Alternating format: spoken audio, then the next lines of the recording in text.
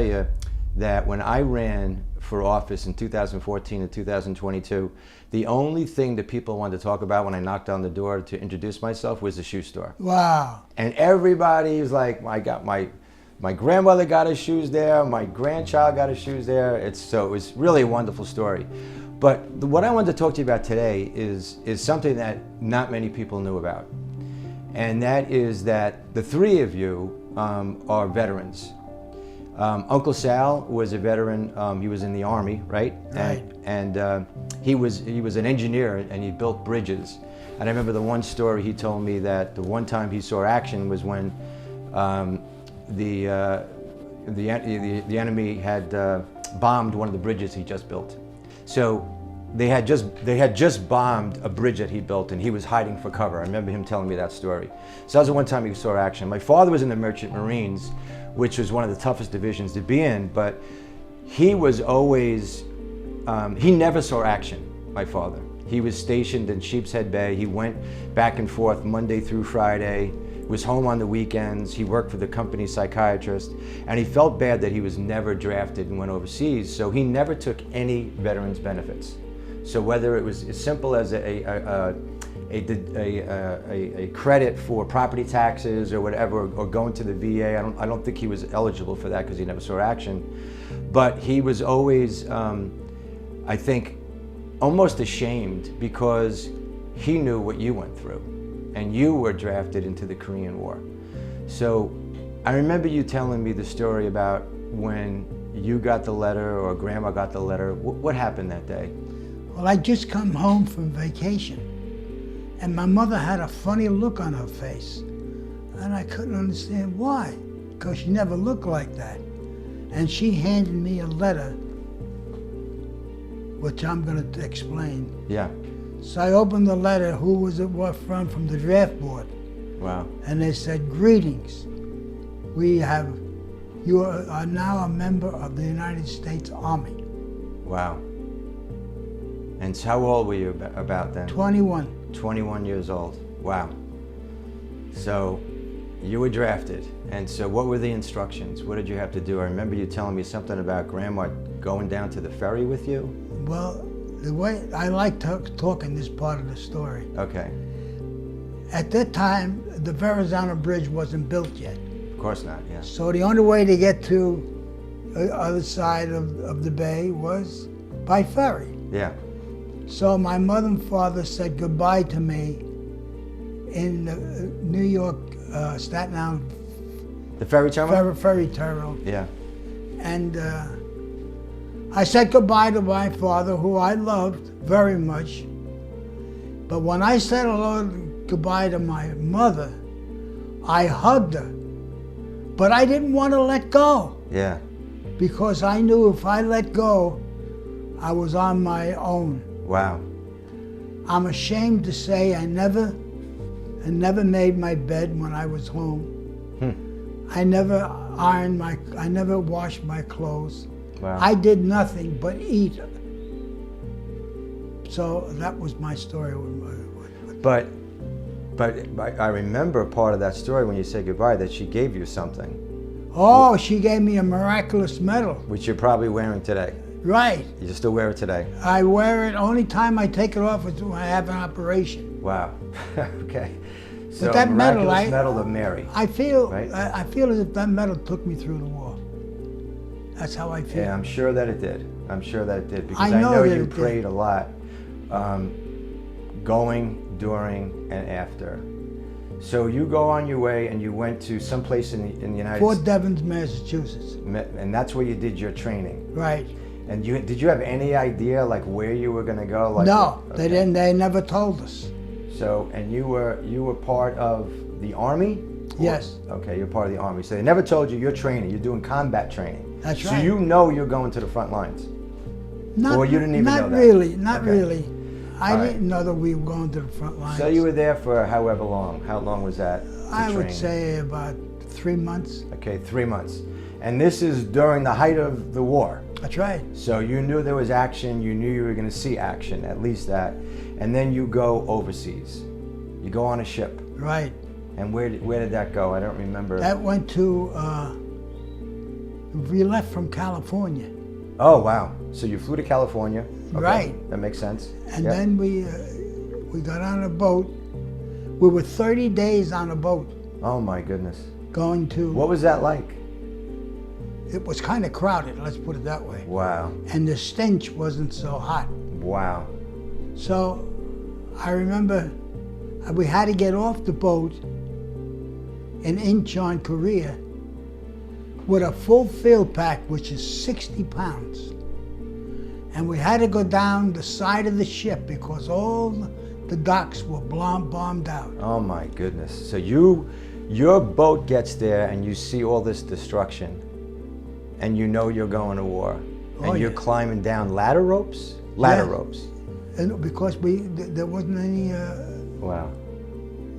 Into what? Little platoon boats, whatever they call them? you're right, Yeah. And then that would take you to shore. you're right. And there we got on trucks and But wait a minute. If I remember right, you tell me what was the temperature then? Was that when it was really cold? I when don't remember, but Okay. it got really cold in Korea. when you were there. I mean really cold. Yeah. I thought that day was below zero when you were climbing 20 down. degrees below Yeah, zero. yeah. So in the freezing cold, you're climbing down, you get on boats and you get on shore. And what time of year was that? Was that the I was Christmas on a Eve? troop ship Christmas Eve, 1951. And they told us in 3 days we're going into combat. Wow. And that takes a lot of starch out of you, Wow. because you don't know. Christmas Eve, 1951. Right. And you're going to go see action. We're going to see action. And that's when it was well below zero. Yeah. Got 20 degrees, as some guys said they witnessed 40 degrees Below zero. below zero. Wow. We had to go out on patrol maybe once or twice a month, sometimes with a whole platoon, which is about 130 men.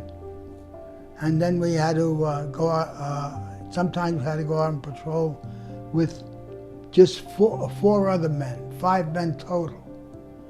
But I was scared because I didn't have a compass. Only the guy leading us had a compass. So if we saw action and we got dispersed, I wouldn't know which way to go because we're going in darkness. Right. In the middle of the jungle, just like you hear the stories. Right. In But Korea. we fought from hill to hill. Wow. So you eventually, the cold caught up to you. Yes. What happened is that they call them Mickey Mouse boots. That's what they look like, Yeah. Mickey Mouse boots. They were as warm as toast, Wow. and 20 degrees below zero. But the secret was you had to change your socks Yeah. because they were so warm you would perspire. And then once you perspired inside them boots, it would It would get into your skin and you're susceptible to frostbite. right. Yeah. And that's what happened to you That's what happened to me. I spent 2 weeks in the hospital. because of frostbite in your toes. You recovered thinking maybe you were going to be sent home. Right. But instead, what happened? They sent me back to the front lines. To the front lines. Wow. Wow. So, My biggest fear was getting captured Yeah. because of what happened to the American soldiers who got captured in Korea. Yeah. 70%, in other words, 7 out of 10 guys that got captured didn't make it. Didn't make it back.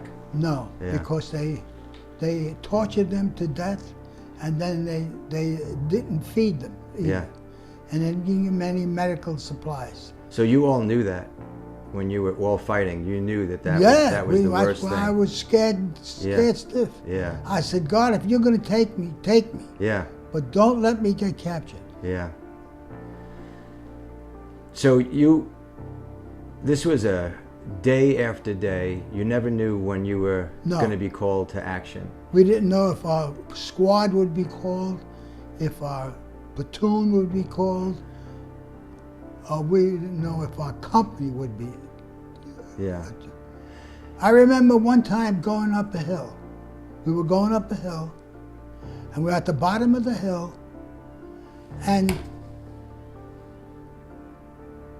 I had to make sure I had enough bullets, because we were going to go to the top of the hill where we knew the enemy was. And I had to make sure we had enough hand grenades. And I always saved a little bit of food in case we got captured. Wow.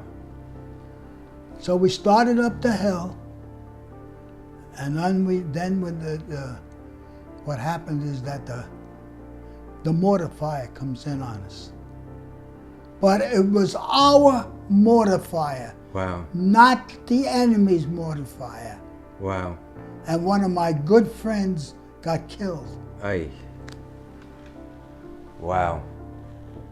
So things are totally different then. It's like today everything is forensic. When they decide they're going to hit something, it is GPS, all that That's stuff. right. They know where the enemy is. They know where they are, and that That's was always a right. problem, I think, in the wars. Is I don't killing think them. there are many more land soldiers. Yeah, wars are fought completely differently now. So you're one of the last ones. Vietnam, I think, was the last one where Right. it was really hand-to-hand combat. So did you have, like, you told me once that when you went to Washington D.C. and you saw the Korean War, They looked exactly like we looked So, when we were in Korea. with the boots you just described, with the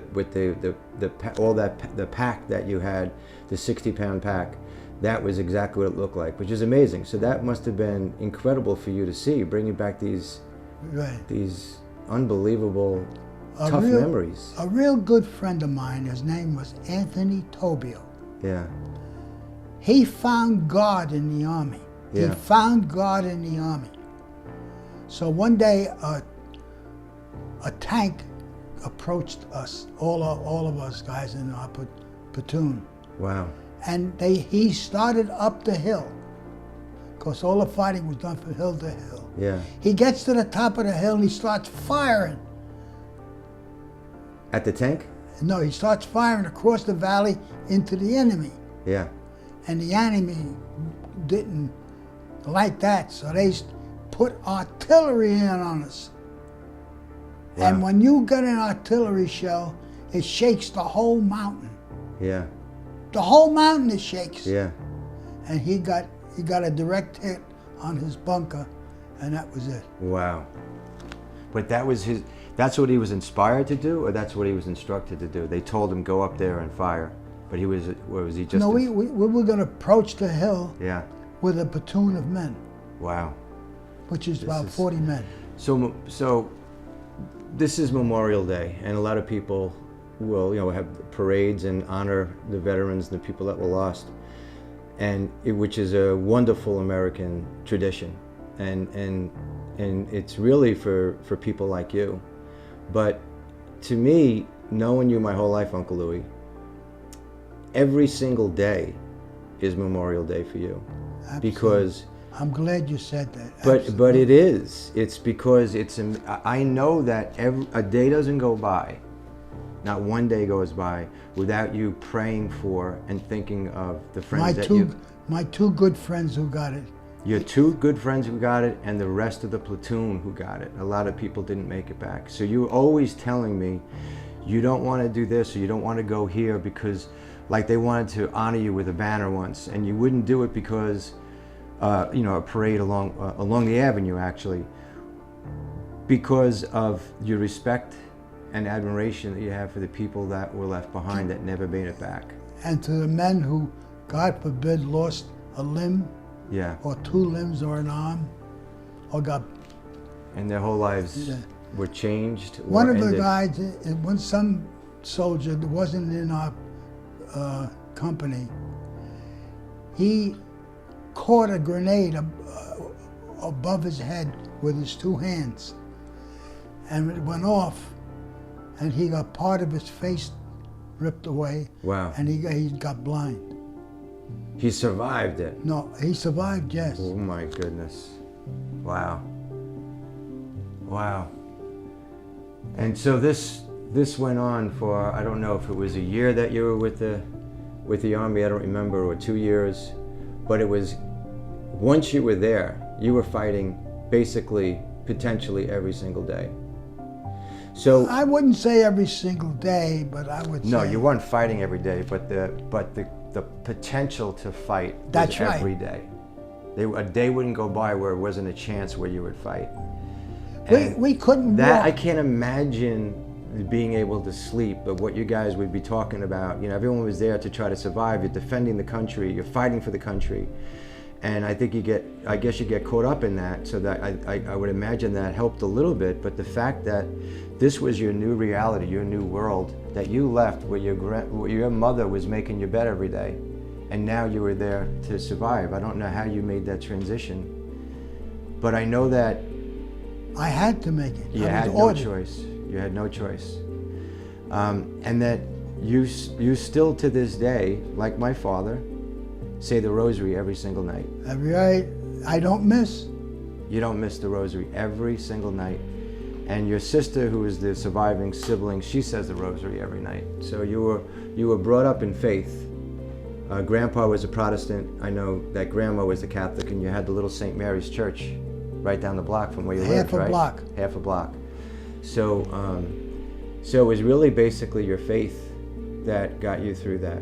When we got that, when we got and crossed the where we think that the enemy was, and we had to go further, we used to get our bayonet from our pack and take it and put it on our rifle, and every couple of steps we pushed the bayonet into the ground just a little bit, see if there was a mine. Wow. You couldn't walk. Yeah. And so I'm sure you lost men on the mines too. Oh, it was terrible. Wow. So you told me a story a long time ago that I don't know if it was when you first came back from your injuries, but there was one guy who took you under his wing and said, "Just follow me." Do you remember that story? There was a guy, I think it was a big guy, might have been a black man, that took you under his wing. You don't know who that was? No. It might have been just for one battle. It might have been just for one battle, but you were talking very highly of him, and that, you know, to me that memory alone is just so impactful. I mean, my God, to be, because whether it was him or anyone else, you were all relying on each other to get it through, right? To get through each of those battles. Rodriguez. Was his name Rodriguez? Angel Rodriguez. That was his first name. Okay. What made you say that? We just realized it. That's the name. That's the name of the guy, right? He was oh, what a nice guy. And there was a time, a battle, that he was side by side with you and just said, "Follow me." I don't remember that at all. Okay, yeah, that was it. But he was your guy. He was your guy that you know you connected with. I know you had two other friends, but you don't remember whether or not he made it back. But one guy, you want to know what happened to one guy that wasn't in our company? Yeah. A terrible story. He got captured. And when he got captured, after a while, they stripped him of 20 degrees below zero, yeah, and tied him to a post. And then they threw water on him until he froze to death. Wow. You call that human beings? Wow. How did you ever hear that story? How did that get back to you? I don't know Yeah. how I got Yeah, that story. yeah. That's unbelievable. So But I think it's a miracle. It's a miracle the guys who were there that got back. it is. Just getting captured was my fear. I said, God, if you're going to take me, you take me. And I almost got captured. Yeah. That's forgot to tell you that talk story. about that guy Rodriguez. Isn't he the guy who saved you? We went out on patrol and we got hit by 3 sides. Could you So when- imagine this? You get hit by 3 sides. Yeah, You're a they 21-year-old waiting. guy who They were didn't know waiting. anything, and now They were waiting for us. you have enemy coming from 3 different sides. I don't know how you just mentally survived that, but go ahead. So we got hit. I remember now. We got hit, and we're firing. Then the guy who was in charge of our squad, they threw a grenade and they hit him, but he went unconscious, and they took him back on a stretcher. We saw that. Yeah. And he was in the captivity for a year and a half. Oh my God.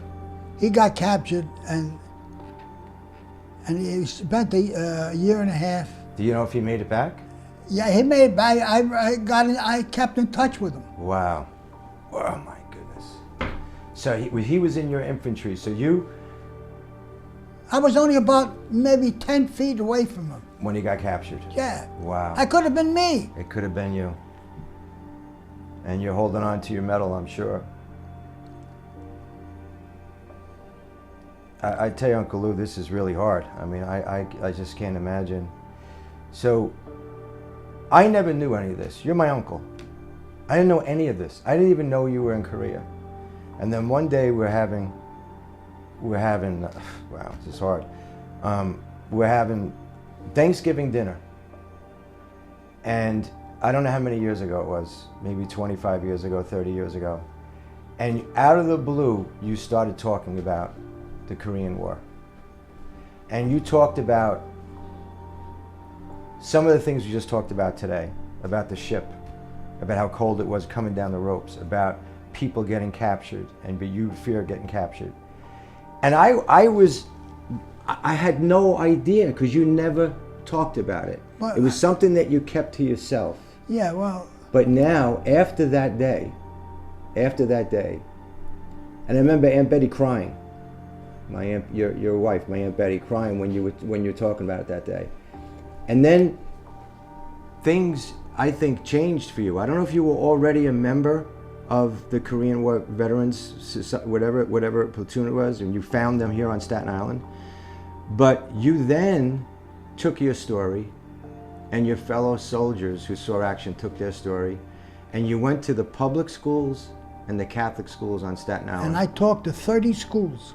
30 schools. I don't know, maybe it was 24 or 30, but 30 hits me.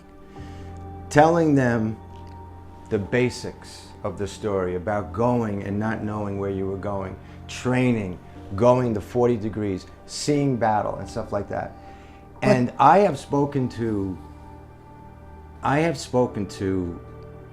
several of the teachers who, when they tell me the story, they actually start to cry.